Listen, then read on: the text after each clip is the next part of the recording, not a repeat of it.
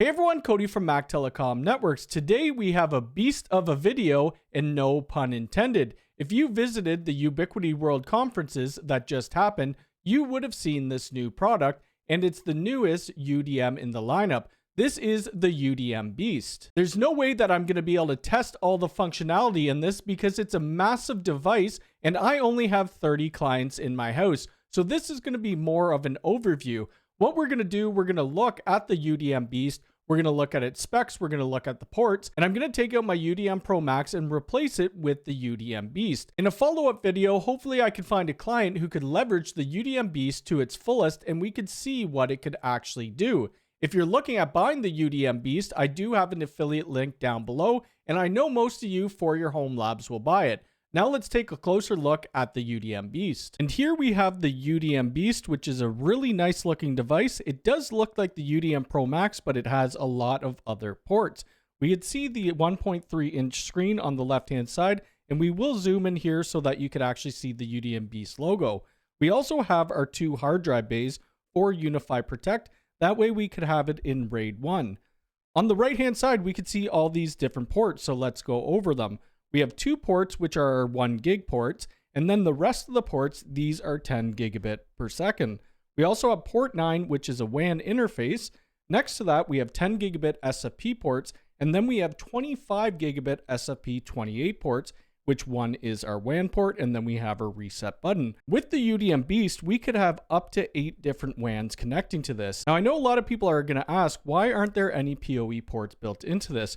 Well, if you're going to be using a UDM Beast, you're most likely going to be having a ton of other switches connecting to it, which would be PoE capable. Something that may look a little bit different on the model that you buy will be on this port too. It's going to actually show that that's the shadow mode port, and you could see that here in the picture. Let's go ahead and we're going to swing this to the back and see what ports are on the back. Looking at the back of the UDM Beast, we have one other port, which is our console port, so that we could SSH into the device. We also have our RPS port, which we would use for a redundant power supply, and we have 5 fans. This is our power input, and it does have that locking mechanism that it comes with it. It does come with a nice braided cable. We're now going to do a spec comparison between 3 of the UDM, so the UDM Pro, the UDM Pro Max, and then the UDM Beast. So we have our price first and foremost. So the UDM Pro is $379, the Pro Max is $599, and then the Beast is $1499. Looking at our IPS and IDS throughput, for the UDM Pro, we have 3.5 gigabit per second. For the Pro Max, we have 5 gigabit per second. And then for the UDM Beast, we're pretty much at 25 gigabit per second, which is a huge difference between these consoles. Now we have concurrent clients, and this is also a huge difference. So for the UDM Pro, we could do 1,000. For the Pro Max, we could do 2,000. And for the Beast, we could do 5,000 plus. We also have camera capacity. For the UDM Pro, we could do 24 HD cameras, we could do 14 2K, or we could do 8 4K. For the Pro Max, we could do 50 HD, 25 2K, 15 4K. And for the Beast, we could do 100 HD, 60 2K, and then we could do 40 4K, which is almost double of the Pro Max. Also to take into consideration when we're buying a UDM is how many unified devices it can manage. So the UDM Pro could do 100 plus, the Pro Max could do 200 plus, and the UDM Beast could do 750 plus. We also have managed access hubs. So I do a lot of door access, and this is great to see it increase in capacity. For the UDM Pro and the Pro Max, it could handle 150 access hubs, and the Beast, it could do 200. With our system memory, it pretty much just doubles. So for the Pro, it's 4 gigabit. For the Pro Max, it's 8 gigabit, and for the Beast, it is 16 gigabit. Lastly, we have our different processors. For the UDM Pro, we have the quad-core ARM Cortex-A57 at 1.7 gigahertz. For the UDM Pro Max, we have the quad-core ARM Cortex-A57 at 2 gigahertz. And then for the UDM Beast, we have an 8-core ARM Cortex version 9 or V9 at 2.1 gigahertz. The UDM Beast sits in between the UDM Pro Max and the EFG, and I think I'll probably use this as my standard going on forward with my clients. You could add a lot more capacity, the processor is better, we have more system memory, and you could also add a lot more cameras. Now, when we do cameras, we typically don't have it just sitting on one console. We would probably buy another ENVR or a UMVR, so that we could have extra hard drives. The next thing I need to do, I need to remove my UDM Pro Max out of my network rack and put in the UDM Beast. we're going to restore from a backup. So once I get the UDM Beast racked, we'll come back to the computer and I'll show you that restore process. The UDM Beast is now installed in my rack, and this is the initial setup. It's first going to ask you for a name, but we're going to restore from a backup.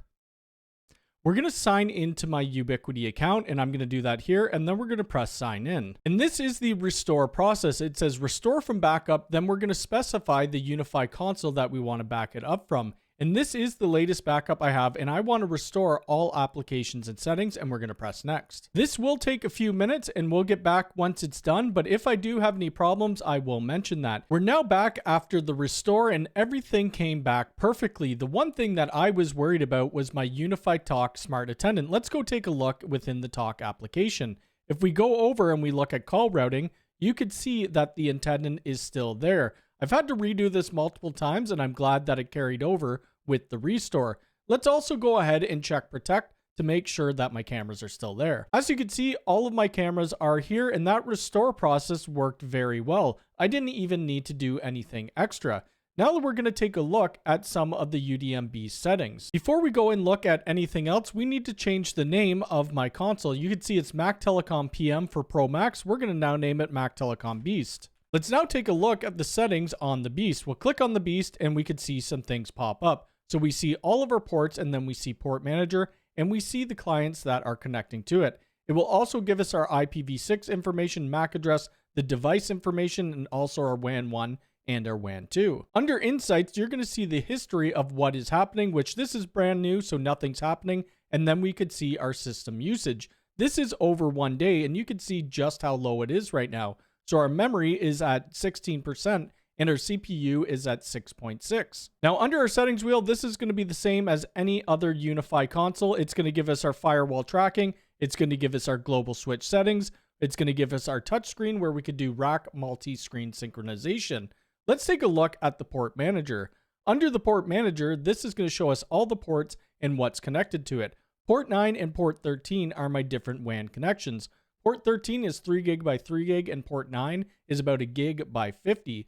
On port 14, this is my downlink to my switch, and you can see that's going at 25 gigabit per second.